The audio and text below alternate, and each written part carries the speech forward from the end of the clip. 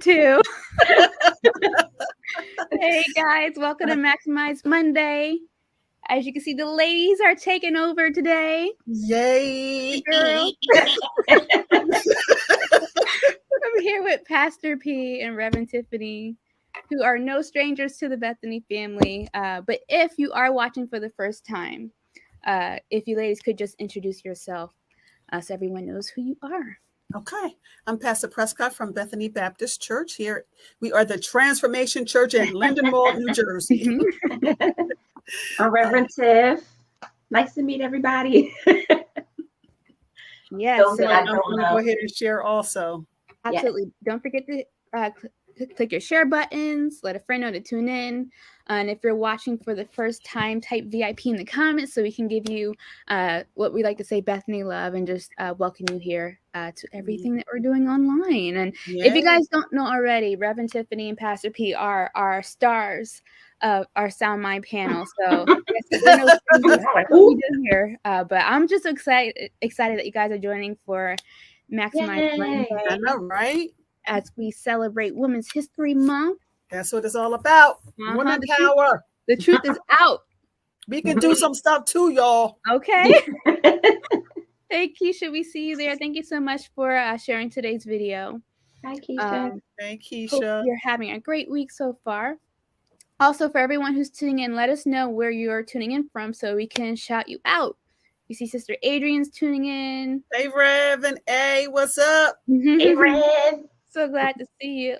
But again, for everyone who's watching, let us know where you're tuning in from so we can say hello and really just be part of the conversation. This is what it's all about, being able to talk to each other and just have good dialogue, right? Mm-hmm. So it is Women's History Month. Pastor Nick and I kind of started this topic last week. Okay. We were just sharing about, I guess, my experience, what it's like to be a woman in leadership, in business. So that's how I want to start things off with you, just to get a little background of what your experience has been like. Because I know both of you guys are in leadership, but then you also have your own businesses with Pathways and SOAR. And Pastor P, I think you have an events business, right? Mm-hmm. So if you could talk a little bit more about what your experience has been like on that. I'll go first. My experience has been pretty well for the most part, not without challenges. And looking back over it, the challenges were necessary to get me to where I am today. Mm-hmm. But for the pastoral role, one of the biggest challenges for me is, let me be diplomatic. There still exists a level of chauvinism. Mm-hmm. And there still exists a level of a lack of respect for female preachers. Mm-hmm. And when I say that, I have been in settings where I may have been the only female preacher in the room, other males, mm-hmm. and it was like they would kind of try to minimize me to the secretary. Oh, honey, can you go get some coffee? Mm-hmm. I have no problem. Don't have no problem serving anybody, but you're not gonna call me honey, right? Mm-hmm. It's a wonderful thing to be a secretary, but you're not going to try to minimize who I am. Right. So for me, I have had to learn that's a great challenge. And I have had to learn to assert myself respectfully. Mm-hmm. Because sometimes when they go low, you don't want to go high. You don't. Right. Sometimes you just want to do right. Can't do that, right? So and then you know how you're in a situation, and after you leave the situation, you say, I should have said, and I should have said, and I should have said. Me. So I had to learn to think on my feet, be respectful, and just say, I will absolutely get you some coffee, but it's Pastor Prescott, not honey. Not honey, not babe. Recognize. Don't do that. Don't do that. I don't know you. Mm-hmm. Another one of my greatest challenges, I would say, if I was to be honest, is learning to speak up for myself. Yeah. Yep. Because, sometimes I find as a female, if we're not careful, we get kind of timid, like, well, I don't want them to think I'm title conscious, or I don't want them to think this, or I don't. No, you have to learn how to speak up for yourself. You have to learn how to, without being braggadocious, extolling your virtues. Absolutely. Beautifully said. Mm-hmm. These are my accomplishments. This is what I like to do, so forth and so on. So I think sometimes we had to kind of push ourselves to be assertive in situations when we need to be assertive. Mm-hmm. That does not mean telling people off. That does not mean being aggressive, but it's just letting people know I'm in the room. Right. Mhm. Right. Mhm. I Pastor T, concur. I feel like I don't even know what to say. you also identify with that. I actually feel like, Pastor P has done this a lot longer than me. So she's kind of like where I'm hoping to get to, right? I think that Amen. when you're earlier on, you still struggle a little bit with Yep. that. Like, Mm-hmm. I don't know what to say. Or like, Yep. are they going to say, or are they going to, then am I going to lose opportunities for trying to stand up for myself and advocate for myself? Or it's like a lot of balancing, especially as a woman when you're in the room with like corporate America and people that are men and have been in positions of power for a lot longer. And you come in and they look at you like you don't really belong there, like you're third wheeling it into Yep. the room. And speaking up for yourself and also learning to be a leader and being confident in that sometimes is a challenge, especially when, for me, one of my biggest challenges has been leading people older than me, and especially older women and older moms and have been married longer than me, or whatever the case may be, and me trying to give them instruction and them getting offended. Yeah. Right. Kind of giving the eye like, I got grandkids. Right. Right. Yeah. And that has, it's not really, sometimes I think the women are harder on us and give us a harder way to go than the men, and absolutely kind of, want you to kind of stay in your place, even though you're in leadership. And that has been, for me, one of the biggest challenges is other women kind of looking at you like, I don't care who you are. Yeah. I'm going to do it my way. And you having to let them know, okay, this is my business. Right. It's going to be done this way. And learning to kind of stand in your role and not be afraid to be and do what God has called you to do. Yep. It can be hard. You're right. It comes from both ways. It really does. Because, we're going to keep it 100, right? You don't always have the support from the sisterhood like you think you should. Yeah. Or like you thought you would. And then you have the men that are, chauvinistic or think you don't look like a preacher. Well, what am I supposed to look like? So they kind of draw conclusions and have an idea in their mind of what you should be without even knowing you. And then I think the flip side to that is, as ladies, we have to be careful that when we're in corporate type of settings, we want to make sure that we're looking the part. Absolutely. Right. Yeah. Sometimes we're offended that they make remarks that we don't like. And it's not, I'm not saying it's right. Right. But we have to understand the assignment and look the part for where we're going. Absolutely. So if you wear all this and eyelashes and there's a place for that. Right. When you get to a corporate setting, there's a place for that. Right. Yeah. Right. So absolutely. For those watching, I want to make sure that you guys know we want you to be part of this conversation. So also share your experiences of what it's been like, whether you're in leadership, if you own your own business, share in the comments as well. But I really wanted to hit. I'm sorry. Can I say something? And Reverend Tiffany, going back to you when you said sometimes people don't give you the respect you deserve because you're younger. That's a lack of respect, right? And I think you hear people say respect is earned, and that's true.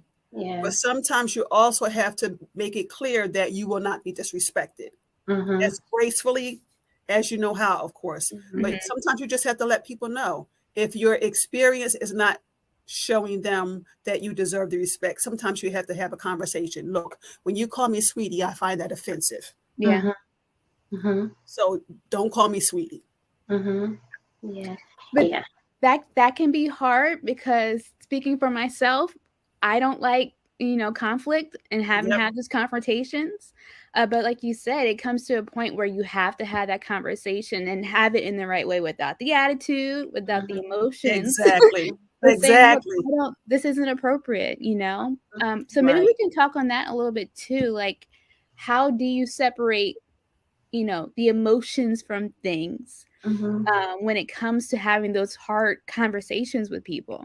I honestly too feel like that is like, there's so many layers to that, right? It's like, for example, I know, especially in our culture, right?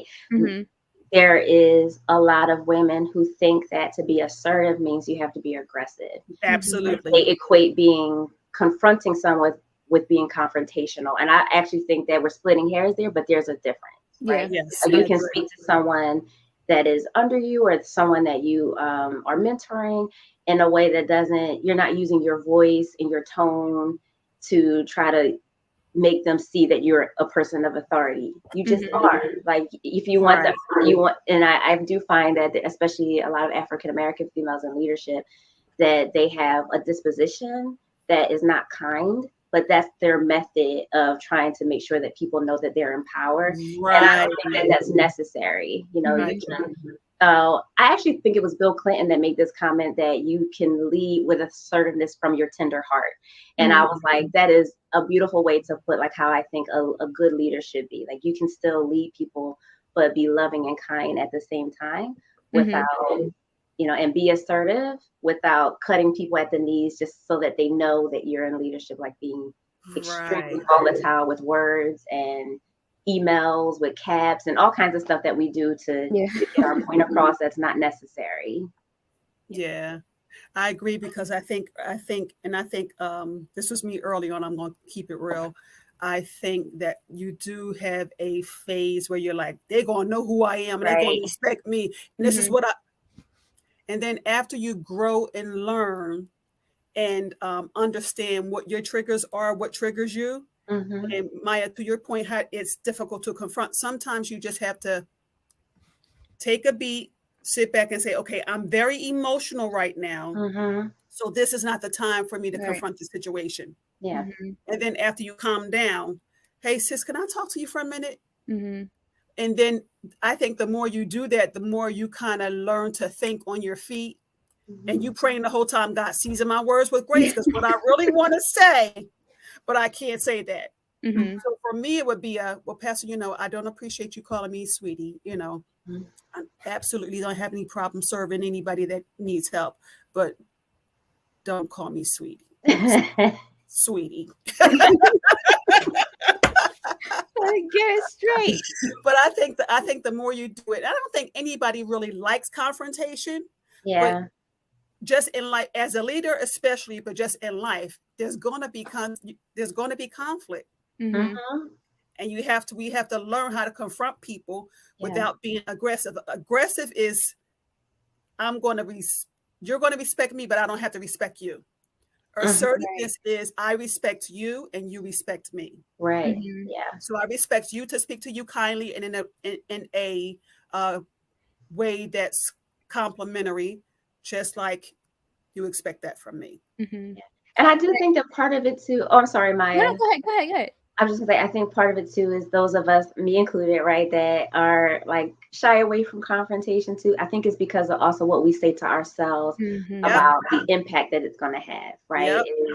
Is this gonna, like, now am I throwing a grenade into this relationship and to the whole culture that I'm trying to create? Am I gonna now ruffle feathers and they're gonna start targeting me and it's gonna create this big old mess and opposite of what I'm trying to accomplish? But I think our fears sometimes and anxieties and like our needs to be accepted, you know, come into play when it's not time for that, right? When you're running a business and it's necessary for you to be to confront someone or to be assertive. You got to kind of take your emotions out of it and your insecurities and get to the bottom line, you know, and do what you need to do so that you don't. I think sometimes the lack of confrontation, it makes you a doormat. People start walking all over you and they don't take you seriously as a leader. And then they start kind of running you and running your business for you and changing the complete dynamic. And we don't want that either. So it's like you have to you have to speak up when it's necessary, but there's a way to do it. Right. That's a catch-22, right? It is. We have a question from Tiffany O'Reilly who asked, do you think some people, though, won't respect you no matter how kind you approach them because they are who they are, if I can put it that way? I absolutely agree. I absolutely think that no matter what kind of conflict resolution skills you have, some people just have it in their minds that they're not going to respect you. And that's what I was going to say. Oh, sorry, I didn't mean to cut you off. No, and in those kind of situations, if you can, you know, you create boundaries. If it's a relationship, you can not have anymore, friendship, whatever, that's one thing. But, that's a difficult one because some people will, no matter what. They're like, I ain't giving that girl no respect. Yeah. And that's what I was going to say, going back to, being able to have those tough conversations. I feel like we can prepare ourselves to have those conversations, but then we're not necessarily prepared for what might come next from that conversation. Right. So making sure you're still maintaining that level head and not letting the emotions get to it, because you can't control how people are going to respond. Right. Right. Yeah. Well, I think in leadership it's different, right? I think sometimes you have to be very strategic, and if you're saying things in a way to someone and you're not they still don't respect you, then you have some decisions to make. I think continuing to work with someone after you have been kind, you set your guidelines, you've been clear, you clarified again, you checked in, they came back and still disrespected you, you clarified, you checked in, and you were being respectful and doing your part, and the person is still not being kind of, coming along, then you have to make some tough choices at that point and document and we've had these conversations, because I think if you continue to let people cross boundaries, then that means you're not setting them. Right. And I don't know. I think we have to be clear about boundary setting, and in order to get the respect that we really want from people, Right. Because you don't want to leave the situation feeling like, you have a right to feel respected, and you don't want to leave the situation feeling like, dang, I let them walk over me again, or I let them get, I let them do it again. So you kind of, it's a process. Yes. But you just have to kind of build up yourself, know what your triggers are, and just sometimes you just got to take the plunge. Today is going to be the day. I also think too that, especially as women too, is that we dictate what we do with people and how we treat them based on whether we like them or not. And and in business, you can't think like that. Like, we can have different personalities. We may not agree on certain things, but are you getting the work done? Are you productive? Are you, that's, we don't have to necessarily be friends. We should be friendly, but we don't have to be friends or like one another for us to make sure that everything else is where it should be. I think sometimes we feel disrespected because we don't like each other. We don't necessarily get along. That's fine. Right. Is the billing done on Friday like it's supposed to be? Right. Okay, I'll see you next week. Right. Have a great weekend, and we can keep moving. But sometimes I think as women too, we let our personalities get in the way of our work, and we start to have personality conflicts, and we let that dictate how we're treating one another and how we're performing. And no, we can't do that, especially in business and in leadership. Exactly. And that's another part of setting boundaries and being in leadership. You have to understand that everybody's not going to like you. Yeah. And it's just reality. You could do nothing to offend them. Some people just not going to like you. And it's okay. Like Reverend Tiffany said earlier, as long as we get the job done and we're respectful to each other, I'm cool with that. Right.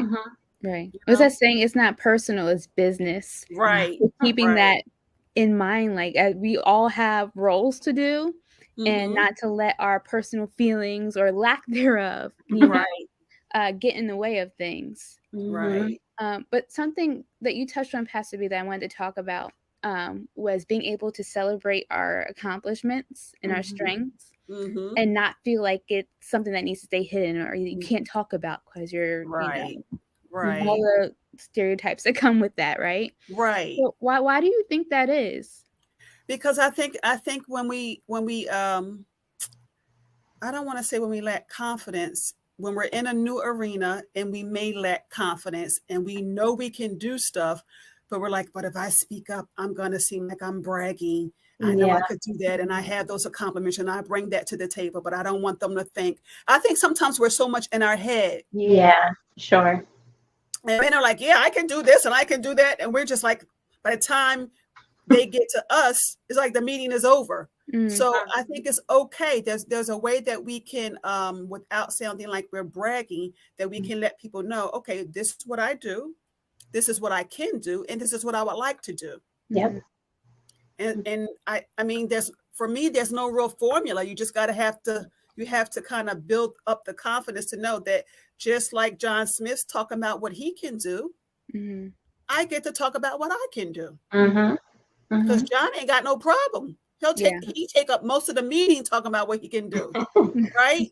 So I think I think it all boils down to, once again, just building confidence and knowing that you bring something to the table, Mm-hmm. and that what you bring to the table adds value, just like it does with your male counterpart. Mm-hmm. Mm-hmm. Mm-hmm. Do you think, Pastor Peter, that works too, like in settings where there's like many women, and without that blowing up? Because like you said earlier, like we have a tendency not to celebrate one another enough, and that if you have one person in the conversation talking about their accomplishments, that there's a little bit of a side eye from the room, in certain settings with oh, here she go, and Right. how Right.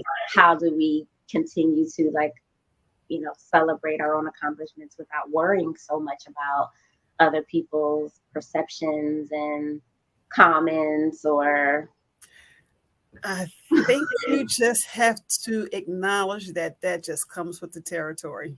Agreed. Because,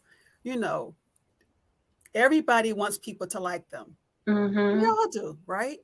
Mm-hmm. But the reality is, it's not going to happen. No. And I think you just have to accept that all those things, people begrudging your accomplishments, people who don't appreciate your success or where you are, it's sad, but that all comes with the territory. It does. Yeah. It's really sad. And then what it does is it for me, it caused me to work more on myself, because I said to myself, okay, I can't control what they think, what they say, how they feel. Mm-hmm. I can't control what I think, what I say, and how I feel. Mm-hmm. So I started focusing more on me, what I can control. My own self-awareness and emotional maturity, and not, somebody said in the chat, not overthinking things, and Yeah. not kind of adding to the conversation stuff that's not even there. Mm-hmm. So that's stuff that I've had to work on, and I still have to work on. Mm-hmm. Yeah. So I think it's a lifelong process, but I think you just have to start somewhere. But Mm-hmm. you have to understand that everybody's not going to feel you. Mm-hmm. Absolutely. Mm-hmm. And that's probably been what one of my major challenges has been. It's just like that idea. Like I come from that idea of like community over competition. There is room for all of us to be successful women, whatever industry that we're in. And I learned very quickly that that's not the case for everyone. So like I don't get it. Like why? Right. Just why? Right. Why can't we just be a support system to each other? I see you winning at your goals. I see your success. Why can't you celebrate me on mine too? So maybe you guys can shed some light on that, because I still just don't get it. Reverend, I second it.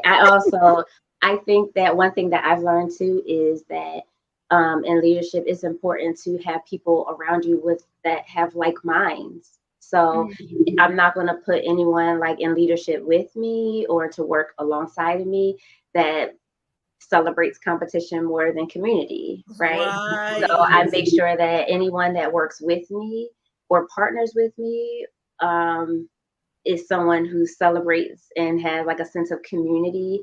And I can see that in their daily life. I can see that in their work ethic. I can see them in their disposition in staff meetings and meetings at church, that they have a sense of community. And that's extremely important as you're building. Not join yourself with people who are also going to be your competitor. I feel like that's just not smart in business or in leadership, is like putting people in positions of authority who are competing with you, or who can't celebrate what is happening. Like it took me a long time to get, to start adding therapists to Pathway because of that, because I want a sense of community. And I had interviews, I've researched, and I've been on Indeed looking for a therapist, and it was like, no, because I could care less what their experience is. Right. I'm absolutely only connecting to people who understand the culture of the organization and are coming for the organization to win, that are thinking we, not me. Right. Yes. You know, and I think that's important when you're looking for, when you're trying to grow, is making sure that people connected to you, there's like-mindedness in there. Right. You're right. Because I think sometimes, Reverend Tiffany, when you're starting a new venture, new ministry, whatever, sometimes you're so starved for help that you will kind of just like, okay, come on in, let's just do this. But I appreciate that you wanted like-minded people to be a part of, you know, what you're doing. I think that's important. Yep. Especially when you're like still building from the ground up. If that foundation isn't secure, you can't expect for anything else on top of that to, you know, be solid too. So I agree with that wholeheartedly. Like it's so important that there is that like-mindedness and building that. And that takes time.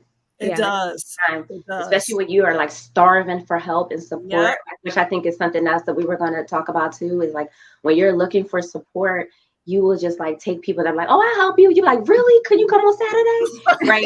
And they're like, sure, I'll come on Saturday. And then you realize that they're messy. And you're like, oh God, I got this person to help. They are ruffled feathers and they over there cussing somebody out. And you know, I got to go put out fires. And you're like, oh God, and next time I got to make sure that I vet these people before I add them to my team.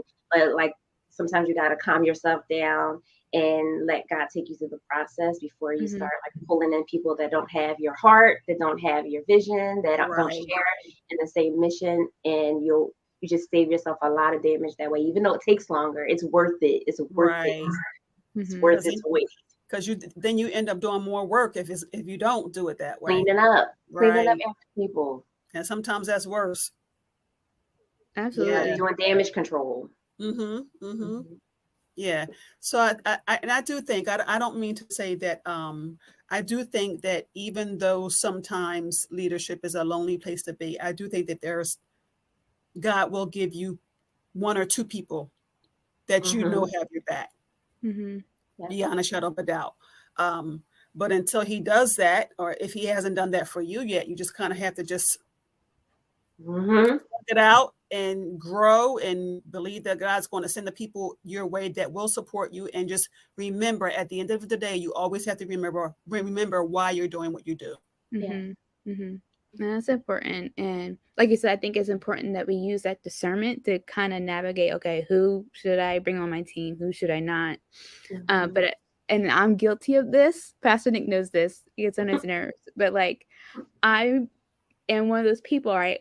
If I had to do, I will just figure it out. I'll do it on my own, like that sort of thing. And I think that can be very isolating. So just being able to have an open mind and being receptive that when God is sending you that person who is there to be of support and help, that you're not automatically just, I got it. You know, right. I got it. Right. Right. Yep. You need to learn how to delegate, right? Because there's somebody out there to help you that has your heart. That's what sent me the eye rolls. I'm guilty. I own it. I own it. So we're getting ready to wrap up. But I did want to touch on before we leave, and we might have to bring this back again for part 2. Okay. That idea again of being equal, which I feel is a big conversation. Growing up, I remember my dad, and I hope he doesn't watch this because he will never. But he always told me he doesn't want me to be a Barbie doll. He wants me to be able to stand on my own 2 feet and be able to stand up for myself and have those hard conversations, just not in life, but in business too. So in terms of like being equal and leveling the playing field, what advice do you have on top of what we've already shared today for women to, you know, be equal? Go ahead, Pastor P. You take it first. What advice would I have to be equal? I think, again, I think to learn how to extol your virtues, let people know what you can do. John can do this over here, but I can do this too. Not competing, but just letting people know what the value that you bring to the table and the value that you're willing to add to the organization or the ministry. I think it takes finding your voice, speaking up, you know. So sometimes we'll say, ladies, let's be real. Sometimes we'll say we want all of these things, but then when it comes down to it, we don't speak up. Absolutely. Speak up. Let people know what you like, what you don't like. If they say, well, what do you think? Well, I think it's good. No. I think every meeting we go to, we should always have something to contribute to the meeting. Right? So it's not just, oh, yeah, I think it was fine. What do you share your opinion about what's going on? So I think sometimes we're just, right. I think sometimes we're just too timid. And let's be real. Sometimes we got the best idea in the room. Can I be real, y'all? And be like this.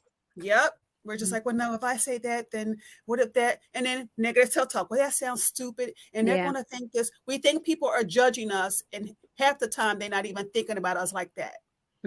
So I think if we study how men handle themselves in a meeting, we can mimic that. Okay. They're not timid. They speak up. They ask questions. They ask for clarity. We can do the same thing. I agree 100%. The only other thing that I was going to add, because you said everything I was thinking anyway, but I was just going to say the only thing that I was going to add is to just make sure you know your own virtue, you know your own uniqueness, right? You know your niche, and then you don't give up, because you know, sometimes we want the playing field to be equal, but we stop before we even get started. You know, we have an idea and then we psych ourselves out, with our insecurities get in the way. And there's no way for you to get there if you don't keep fighting. You know, I think it's always a little, the ground is always a little unlevel because we're females and we're always seem like we're fighting to go uphill, while men seem to have a level playing field. We feel like we're kind of running up a treadmill, you know, just to catch up. But that doesn't mean you shouldn't run, right? So don't give up, and just keep going and keep pushing yourself. You know, I think we're quitters, you know. But if you want to get there, you got to keep pushing. You got to know what you bring to the table. Yeah. I agree with all what you ladies said. And I would say just like own who you are. You know, Bishop says this, we're all created. We have gifts for a purpose to solve something. So own that. And like everyone else said, like, don't be afraid to speak up and have that conversation to find value in yourself. All right. Well, we're going to have to come back for part 2. Yes. Let's do it. This has been fun.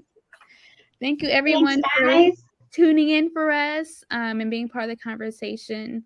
And we cannot wait to see you again soon. Yes. Hopefully soon, right?